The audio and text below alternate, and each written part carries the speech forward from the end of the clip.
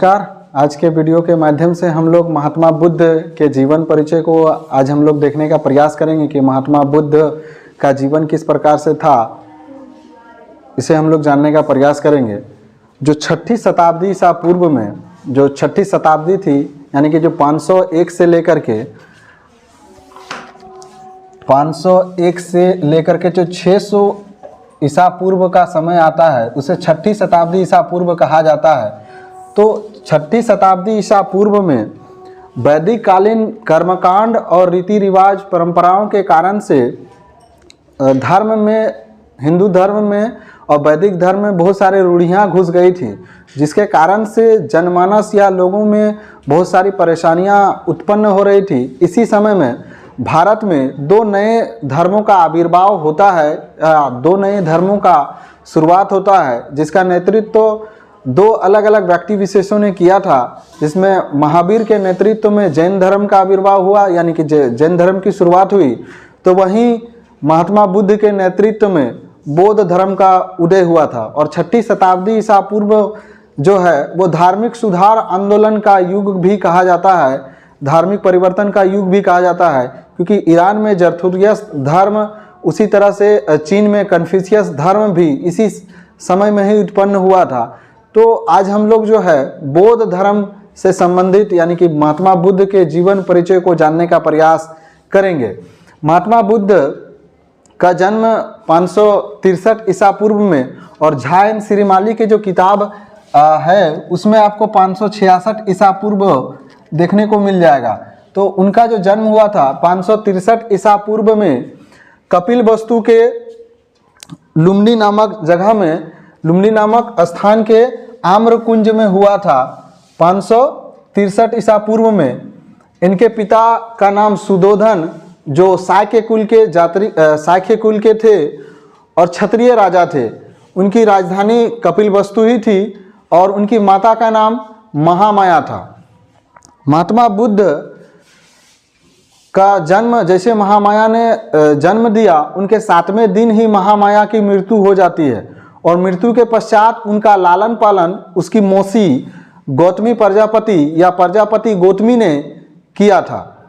गौतमी प्रजापति ने उनका लालन पालन किया था। गौतमी उनका नाम था, यानी गौतमी वंश भी, यानी कि नाम से ही उनका नाम गौतम पड़ा था। उनका जो बचपन का नाम था, बुद्ध के बचपन का नाम सिद्धार्थ था। और ये सिद्धार्थ बाद में गौतमी प्रजापति गौतमी के नाम पर ही उनका नाम गौतम रखा गया था, या गौतम कहे गए। और बचपन से ही उन पर एक भविष्यवाणी जब जो उत्पन्न हुए थे, तो उत्पन्न होने के पश्चात कालदेव और ब्राह्मण कौंडिन्य ने ये भविष्यवाणी कर दी थी कि या तो ये चक्रवर्ती राजा बनेंगे या एक सन्यासी। जिसके कारण से जो सिद्धार्थ, उनके जो पिताजी थे सुदोधन, वो बहुत चिंतित मुद्रा में रहते थे कि ये राजा बनेंगे या सन्यासी। इसके विषय के कारण से उन्होंने बचपन से ही उनका लालन पालन अच्छे ढंग से किया और हर तरह की शिक्षा देने का कार्य किया था। लेकिन उनका मन एकांत की ओर ही ज़्यादा जाता था, जिसके कारण से वो हमेशा वो ध्यान मग्न होकर के एकांत में ही बैठा करते थे। और इसी में से एक जम्बू वृक्ष के नीचे हमेशा ध्यान मग्न रहते थे, बैठते थे और बैठा करते थे। जिसके कारण से सुदोधन, जो उनके पिताजी थे, उनको लगा कि इनको सांसारिक जीवन में जब हम इसे बांध देंगे तो शायद उसमें बदलाव आ जाए और वो राजा बने, क्षत्रिय राजा बने। क्योंकि वो क्षत्रिय कुल के थे, तो वो राजा बनने की उनकी इच्छा थी, मतलब हार्दिक इच्छा थी, कि पिता की हार्दिक इच्छा थी कि बुद्ध जो हो वो एक राजा बने, ना कि वो एक सन्यासी। क्योंकि उनके पिता नहीं चाहते थे कि वो सन्यासी बने। इसी कारण से उन्हें माया मोह में बांधने के लिए उस समय की अत्यंत सुंदरी हुआ करती थी, 16 वर्ष की आयु में उन्होंने यशोधरा नामक कन्या से उनका विवाह कर दिया, जिसे गोपा और बिंबा भी कहा जाता है। गोपा और बिंबा भी उनका नाम था, उनसे कर दिया, यशोधरा से। और यशोधरा से करने के पश्चात उनसे एक पुत्र रत्न की भी प्राप्ति हुई, जिन्हें महात्मा बुद्ध ने उनके जो संन्यास की ओर जाने का या एकांतवास में विघ्न, बाधा या रुकावट का काम करेगा कह करके ये राहु का रूप है कहते हुए उनका नाम राहुल रखा, राहु का रूप मान के, क्योंकि राहु का जो कार्य होता है रुकावट, बाधा उत्पन्न करने का कार्य होता है। इसी कारण से महात्मा बुद्ध ने उनका नाम राहुल रखा और उनके पुत्र का नाम राहुल रखा। लेकिन इन सांसारिक जीवन में रहने के बावजूद भी उनका मन जो था इस सांसारिक जीवन में वो रमा नहीं, उनका ध्यान संन्यास की तरफ ही, एकांत की तरफ ही, ज्ञान की तरफ ही अत्यधिक झुका हुआ था। और इसी क्रम में वे इनके विषय में जब संन्यास की ओर जाने के या उनका ध्यान भटकने का या एकांत में जाने का, इस सांसारिक जीवन के माया मोह को त्यागने का मन विषय बनाने के क्रम में इनके विषय में 4 दृश्यों का देखा जाना एक किंवदंती है कि 4 दृश्य देखे जिसके कारण से उनका जो मन है वो संन्यास की ओर आकर्षित हुआ।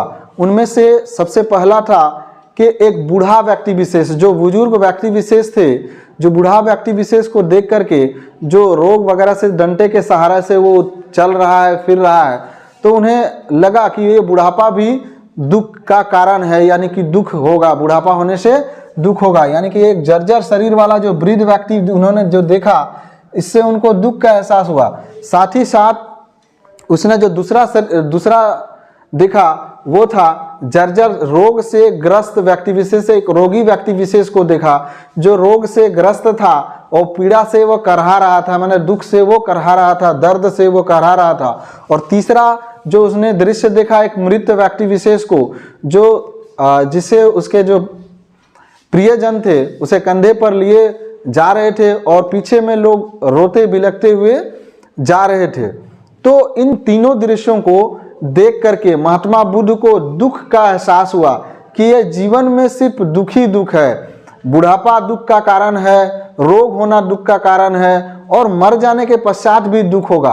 तो जिसके कारण से इन 3 दृश्यों ने महात्मा बुद्ध को संन्यास की तरफ, यानी कि जो एकांत की तरफ जाने का मन बनाने पर वो राजी हो गए। मतलब उनका मन बदल गया, परिवर्तित हो गया कि नहीं, ये संसारिक जीवन में नहीं है, ये संसारिक जीवन दुखों से भरा हुआ है। और जो चौथा दृश्य उसने देखा, उस चौथा दृश्य ने इन दुखों से मुक्त होने का रास्ता उन्हें दिखाया।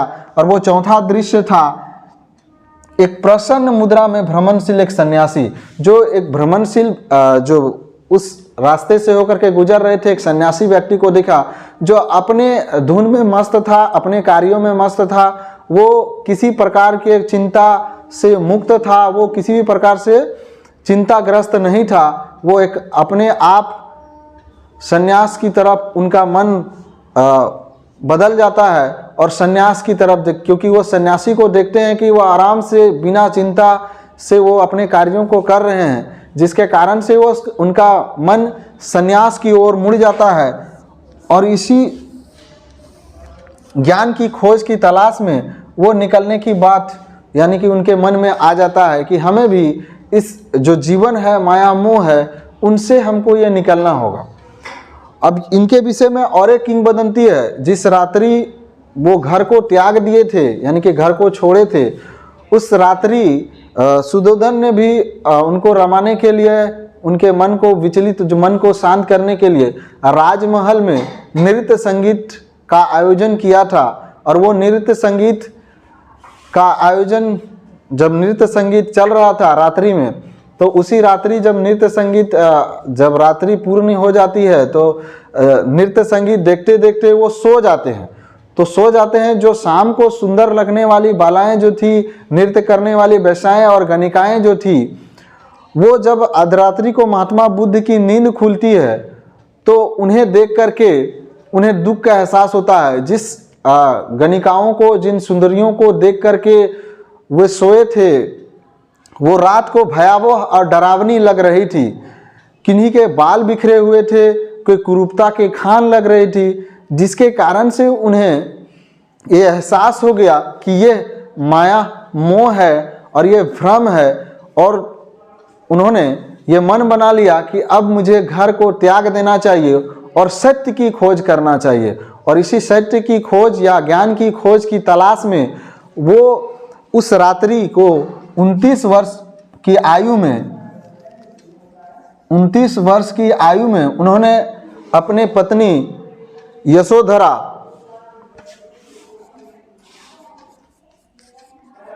यशोधरा और पुत्र राहुल को सोता हुआ छोड़ करके वो चले गए। हिंदी साहित्य में यशोधरा का वियोग भी दिखाया गया है कि सखी तुम मुझसे कह के जाते करके, हिंदी साहित्य में भी यशोधरा के वियोग को दिखाया है कि गौतम बुद्ध जब उन्हें छोड़ करके चले जाते हैं तब यशोधरा विलाप करती है, रोती है, बिलखती है। तो उसको यशोधरा के वियोग को हिंदी साहित्य में दिखाने का भी प्रयास किया गया है। और 29 वर्ष की आयु में गृह त्याग करने के पश्चात वो गुरुओं की तलाश में वो निकल पड़ते हैं, और इसी समय में उन्होंने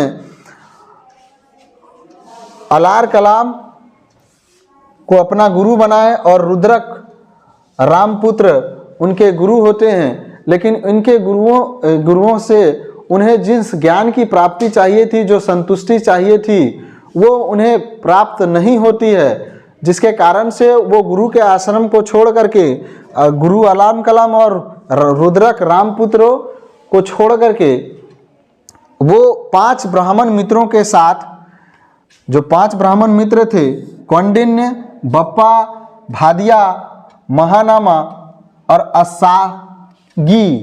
अस्सागी के साथ मिल करके तपस्या करने की बात करते हैं, ध्यान करने की बात करते हैं, और वो लोग ध्यान मग्न हो जाते हैं, ध्यान करते हैं और ज्ञान की प्राप्ति करने के लिए वो उन्हीं 5 मित्रों के साथ ध्यान मग्न हो जाते हैं। और इसी ध्यान मग्न की कारण से उन्होंने जो अन्न जल वगैरह सब भी त्याग दिया था, जिसके कारण से उनका जो शरीर था नरकंकाल हो चुका था। तो उसी में कुछ महिलाएं उनके बगल से होकर के जहां वो ध्यान कर रहे थे, उन्हीं जंगल वगैरह में, तो उसी में से कुछ महिलाएं कुछ गीत गाते हुए जा रही थी। उन गीतों का जो सार था कि वीणा के तार को, जो वीणा होता है, वीणा में तार लगी होती है, वीणा के तार को इतना मत कसो कि वो टूट जाए, और न ही वीणा के तार को इतना ढीला छोड़ दो कि उससे आवाज ही ना निकले। महात्मा बुद्ध को इस चीज़ों के बारे में पता चला कि कहने का तात्पर्य क्या था कि हम अपने शरीर को इतना भी कष्ट ना दे कि उस कष्ट से ही मर जाएं और ज्ञान की प्राप्ति ही ना हो, और इतना भी मतलब ईश्वर की आराधना छोड़ दे कि हमें उसकी भी प्राप्ति ना हो। यानी कि मध्यम मार्ग को महात्मा बुद्ध ने चुना, और उन्होंने एक सुजाता नामक एक कन्या से उन्होंने खीर खा करके अपने व्रत को तोड़ दिया, क्योंकि सुजाता नामक निम्न कुल कन्या से उन्होंने खीर खा ली थी, जिसके कारण से जो 5 ब्राह्मण मित्र थे, कौंडिन्य, बप्पा, भादिया, महानामा और अस्सागी ने उन्हें छोड़ दिया और छोड़ करके वो चले गए। तो जिसके पश्चात महात्मा बुद्ध अब वहाँ से गया आए, बोध गया जिसको उन्हें गया आ गए, और गया आने के बाद निरंजना नदी के किनारे उन्होंने एक संकल्प लिया कि मैं तब तक नहीं उठूंगा जब तक मुझे ज्ञान की प्राप्ति नहीं हो जाती है। सत्य की जो मैं खोज कर रहा हूँ, जिस चीज़ों की मैं प्राप्ति करने के लिए लगा हुआ हूँ, उसे प्राप्त नहीं कर लेता, तब तक मैं इस स्थान को छोड़ूंगा नहीं। और निरंजना नदी के किनारे एक पीपल वृक्ष के नीचे वो बैठ जाते हैं और ध्यान मग्न हो जाते हैं। कहा यह जाता है, किंवदंती भी यह है कि माया या कालदेव के अनेक रूपों ने उन्हें डराने का प्रयास किया, दिग्भ्रमित करने का प्रयास किया, लेकिन वो डरे नहीं। अनेक नाना प्रकार के रूप आए और उन्हें डराने का प्रयास किया और उनके ध्यान को भग्न करने का प्रयास किया, उसको ध्यान को भटकाने का भी प्रयास किया गया। लेकिन महात्मा बुद्ध रुके नहीं, और अंततः 8वें दिन वैशाख पूर्णिमा के दिन उन्हें ज्ञान की प्राप्ति होती है, और ज्ञान की प्राप्ति होती है, और उसे बोधि कहा गया। जो ज्ञान की प्राप्ति हुई उसे बोधि कहा गया। और जिस वृक्ष के नीचे यानी कि जो पीपल वृक्ष के नीचे उसे ज्ञान की प्राप्ति हुई थी, इस कारण से उस वृक्ष को बोधि वृक्ष कहा गया।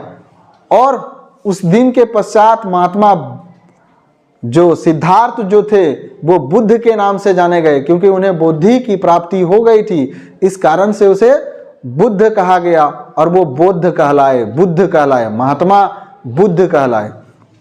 अब महात्मा बुद्ध जब ज्ञान की प्राप्ति हो जाती है तो सर्वप्रथम उन्होंने तपस्सु और भल्लिक नामक दो बंजारों को उन्होंने अपने ज्ञान से अवगत कराया था, उन्हें शिक्षाएं दी थी। सर्वप्रथम जो दो बंजारे थे उनको उन्होंने शिक्षा दी और ज्ञान की बातें उन्होंने बताई थी। तत्पश्चात वो जो गया में थे, वो गया से निकल करके उसी 5 ब्राह्मण मित्रों की खोज में वो सारनाथ जाते हैं।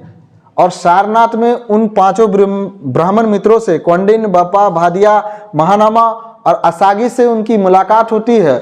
और मुलाकात के पश्चात उन्हें ज्ञान की बातों को उन्होंने बताया और जो ज्ञान के उपदेश दिए, जिस ज्ञान की प्राप्ति हुई थी महात्मा बुद्ध को, उन्होंने जो उपदेश दिया, उनको जो शिक्षाएं दी उन 5 ब्राह्मण मित्रों को, इसी को धर्म चक्र परिवर्तन कहते हैं। जो सारनाथ में उन्हें ज्ञान की बातें उन 5 ब्राह्मण मित्रों को बताया था, इसे धर्म चक्र परिवर्तन के नाम से जाना जाता है। और 29 वर्ष के आयु में जो उन्होंने घर त्याग किया था, इस घटना को महाभिनिष्क्रमण कहते हैं।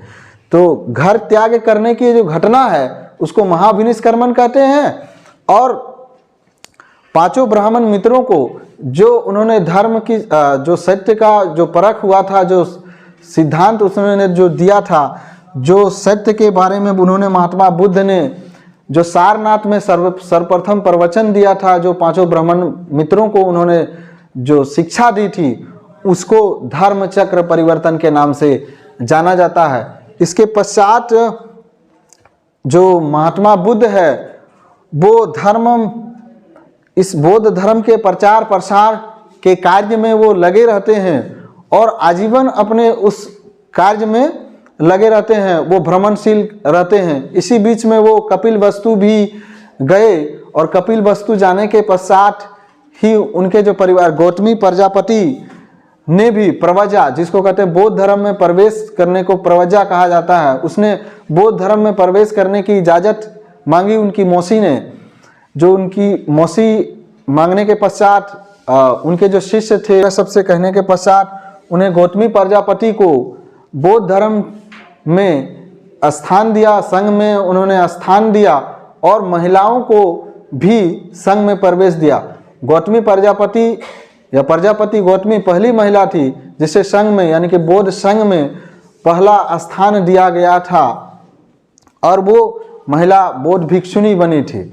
इसके पश्चात उनके परिवार के जो उनके पिताजी थे उन्होंने भी बौद्ध धर्म अपनाया, भाइयों ने भी, बेटे ने भी, पत्नी ने भी बौद्ध धर्म को अपनाया था। और इसी क्रम में बौद्ध धर्म का प्रचार प्रसार उनके शिष्यों के द्वारा भी बहुत तीव्र गति से हो रहा था। इसी बीच में वो पावापुर भी गए, जहाँ नामक एक सोनार के घर में कुछ भोजन करते हैं और वो भोजन करने के पश्चात उनका जो स्वास्थ्य है वो बिगड़ता है और उसी अस्वस्थता की स्थिति में वो कुशीनगर आते हैं। कुशीनगर आने के पश्चात उनके 80 वर्ष की आयु में 80 वर्ष की आयु में उनकी मृत्यु हो जाती है 483 ईसा पूर्व में उनकी मृत्यु हो जाती है।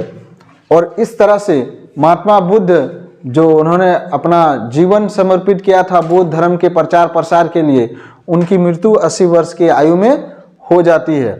और इसमें से जो गौतम बुद्ध के जो अन्य शिष्यों के द्वारा जो बुद्ध के जो नियम कानून सिद्धांतों को संग्रहित किया गया और उन्हें बढ़ाने का जो प्रयास किया, उसे हम लोग अगले वीडियो में देखने का प्रयास करेंगे।